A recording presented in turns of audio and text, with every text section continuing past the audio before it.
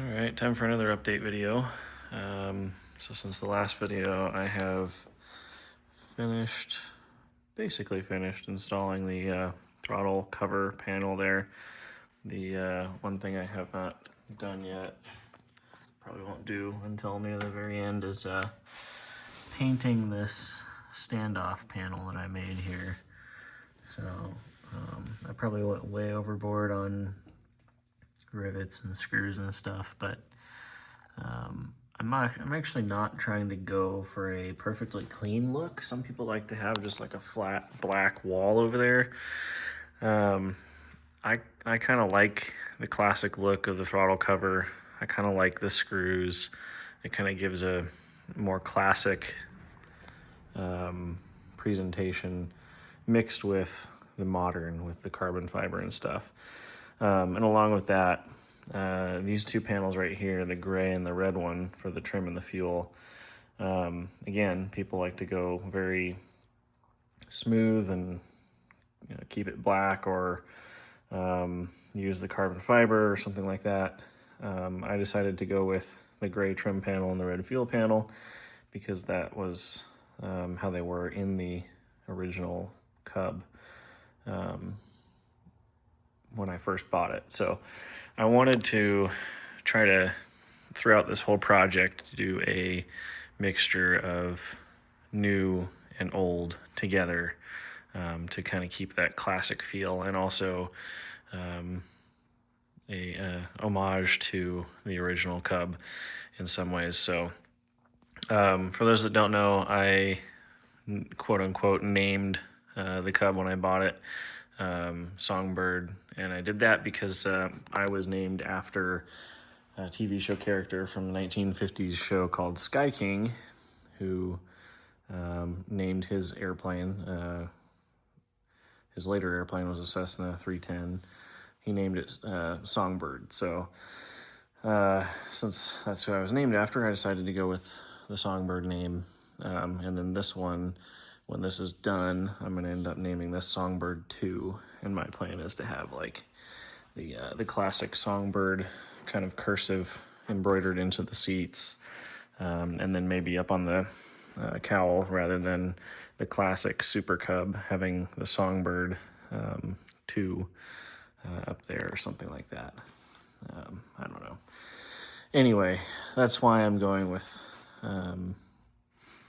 screws where people don't normally put screws, and different color panels and stuff like that.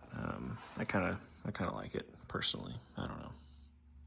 Anyway, just for fun, I picked up some of the decals from Stoddard's today, and managed to get those for the fuel panel and the two throttles. So that was a fun little addition to put on there. I also found out that my throttles are a little short, and they were causing some issues with not going full forward and aft. The front one is fine, but I actually found for $25 a used one that actually stands up a little bit taller than the one that was originally in the Cub. So I have a slightly taller one in the back than the front one, so that I get the full range of motion. One thing I'm gonna have to figure out is this little guy right here that's welded in kind of sticks out a little bit, and when you come back from forward right there, it catches on that sometimes. So I need to figure out what I'm gonna do about that. But anyway, so yeah, throttle panel is just about done. And yeah, some of the other cosmetic panels there. Moving forward, big step today was getting the top of my three-piece boot cowl pretty much done. I need to do a little bit of trimming along some of the edges right here. It lines up better on the far side, but then over here it sticks out a little bit, so I need to trim that up. And that's probably honestly just a difference in where I put my holes. I probably could have pulled the firewall forward just a hair to meet the piece of aluminum, but better to not flex the firewall, I guess. Keep it as straight as possible. And then coming into the back here with the connections that I showed that I made for the instrument panel. So those worked out pretty well.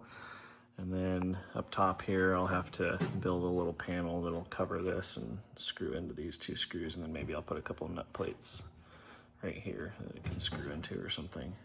Not 100% sure. But did this whole thing with paper, with cardboard paper, whatever, cardstock paper.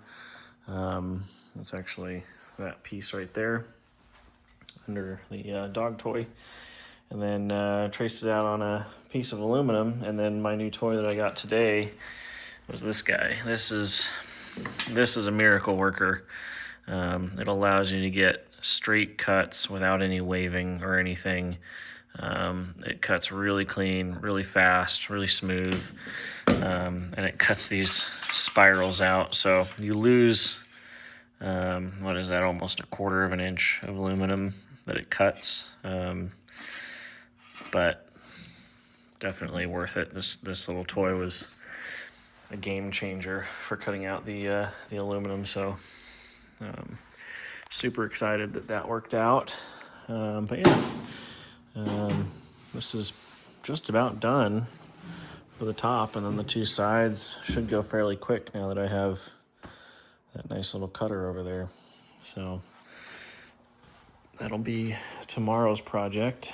On the back side here, I had to build this plate to hold the fuel panel plate on the other side because I actually accidentally trimmed my carbon fiber a little too much, and I think it was these 2 holes here. We're gonna go through nothing, so yeah, whatever. But it works. Now I've got these nut plates on here, which actually makes things a lot better.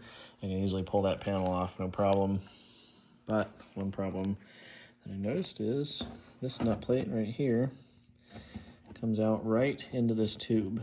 So I'm thinking about getting a thin piece of a phenolic block or something and gluing it to that tube, and then maybe safety wire it down, kind of like I did with my phenolic blocks over here, to prevent any rubbing there. And then I'll get a screw that just barely sticks out like this one, maybe grind the tip of it off so that it doesn't stick out any farther than the end of the nut plate.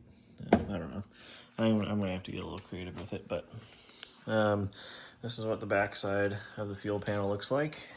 So you can see there where I just cheaply pop riveted 2 just L-shaped pieces of aluminum together. I just went with the cheapy pop rivets on that because, again, I'm not going for anything super cosmetic, and those were going to be underneath the panel, so it's not like anyone's ever going to really see them.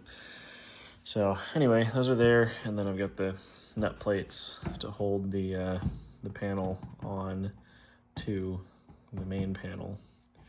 And I had to get a little creative here. I had to create a curve in this L here, so that was kind of a fun little challenge, but super easy. Just had to take a set of aluminum shears and just cut a couple little notches in a couple places to get the bend going there. But yeah, then that came together pretty well. It's not secured on the top in any way, but it's still really stiff because it's being held in position here by the instrument panel up front, and then in the back here, this one screw goes into the back panel, and then this back panel is velcroed onto the top up here. And that's securing it back here. I want to go over and trim this back panel a little bit, get a better curve going here. He made these panels to have this kind of indention, but both of them have an indention inward. So, yeah, kind of weird, I don't know, but one of them is going to have to show that indention because they both have it. So, I don't know, I decided to go with this one on the top of this one so that it's pulling it and holding it into position. And it's worked really well. It's nice and secure. There's a little bit of flex, but really not much at all. Probably no more than my old Cub. Let's see here. I'm gonna have to figure out how to run the fuel lines through here. So the fuel lines will go through this gap here, through this little panel, and then come up the back here. So yeah, they transition into the throttle panel through there. And then the interesting thing that I didn't really plan on is this nut plate might be in the way of my attachment here for the fuel lines. So maybe I can angle them just enough to get them to kind of come up and then curve here. I don't know, I'm gonna have to play with that quite a bit. Making those fuel lines is not anything I've ever done before, so I'm gonna have to kind of play with it. Got the little squeezy bender and all the tools for making the tubes. Kind of wanted to get a start on that soon, but I've got some work responsibilities that are taking me away for about a month, so I'm gonna get a little bit of work done tomorrow. Maybe try to get one, or if I could get both of those remaining boot cowls done. Maybe even the false boot cowls. I don't know, it'd be cool if I could get this whole boot cowl thing done before I leave. But tomorrow's going to be my last day working on the Cub for the next month. So those are most of the big updates. The final one is this little guy. I got this installed today, and I'm super happy about this. Ended up getting a 17-inch gas strut. So again, if you're building a Smith Cub, it looks like the 17-inch is probably the best bet here. Mine is 20 pounds. I don't know if 20 or 30 is best, but this seems like it has some good compression to it, and it's not too hard, not too easy to move it, so it feels good. The question will be how well it holds up in flight. Nick told me that this should be good to fly with it open, so it'd be cool if that's the case. But anyway, I had originally got a 20-inch strut, and it was too long. So the problem was when the strut comes down here, it can't go to full compression. If it goes to full compression, you stop and you're stuck. Because you need to go beyond full compression, and then it starts extending again to hold the door closed just a little bit. So the 20-inch strut, I hit a stop right about here, and it couldn't close anymore. So that's why this 17 is working really well. But this is great. Once you close it, it's closed. It stays really well. So I'm thinking for the door, I might just do a latch right here that you can just rotate up and down, and we'll seal to the bottom here, and that way it's accessible from the front seat and the back seat. And I shouldn't have to do a latch anywhere else. I don't know, that's kind of just my thought right now, but yeah, so super happy with how this came out. So there she goes. Nice and easy. Yeah, cool. All right, well, maybe I'll have an update tomorrow. If not, it'll be another month or so, but that's where we're at now.